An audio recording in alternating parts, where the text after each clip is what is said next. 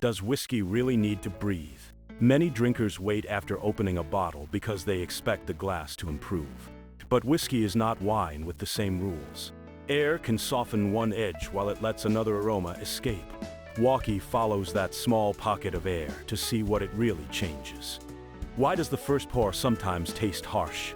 Some whiskey drinkers call that first glass the neck pour.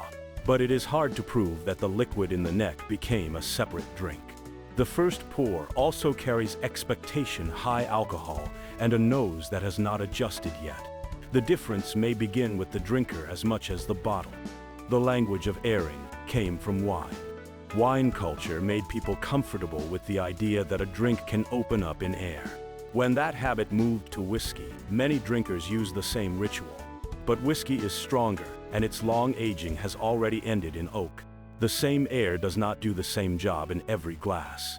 Whiskey does not keep maturing after it goes into the bottle. Maturation happens in oak, where wood and spirit change each other. Glass is meant to hold that finished character in place. Opening the bottle does not restart the cask. That is where the first mistake about airing begins. So what changes inside the glass? The first movement is often alcohol and aroma rather than oxygen.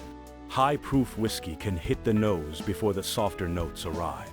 After a short wait, that sharp first impression may calm down. The whiskey may not be growing older, but the order of what you smell can change. The hidden problem with airing is that improvement can come with loss. Oxidation is slow and complicated, but evaporation is immediate. What leaves the glass is not only rough alcohol. Fruit, floral, peat, and oak notes can drift away too. A longer wait does not always make a better glass. So some drinkers try a few drops of water instead of simply waiting. What changes then is not oxygen, but the balance of water and alcohol. A 2017 scientific report study showed that this balance can change where aroma molecules gather. A compound such as guaiacol may move closer to the surface when strength drops. That makes it easier for the aroma to reach the nose. A few drops of water are closer to dilution than airing. Not every test finds a dramatic airing effect. The whiskey analysis open bottle study reported little clear difference after a poured glass sat for 90 minutes. One small experiment cannot judge every bottle, but it does warn us against the belief that air always improves whiskey. Airing looks less like magic and more like a condition. A half-empty bottle can be more fragile than a full one. The empty space above the whiskey is called headspace. Each time the bottle opens, new air enters that space and aroma can leave. Whiskey does not collapse overnight like wine, but an open bottle can change slowly. That is why a bottle saved for too long may finish weaker than it began.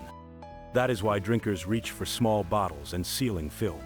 A smaller bottle can reduce empty space, and a tighter seal can reduce air contact. But none of this is a perfect answer. Material, smell, storage temperature, light, and bottle cleanliness can all matter. The goal is not to fear whiskey, but to understand how to slow change. The practical rule is simple.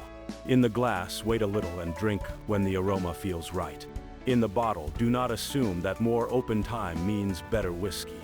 If a bottle is below half and will sit for a long time, a smaller bottle may help.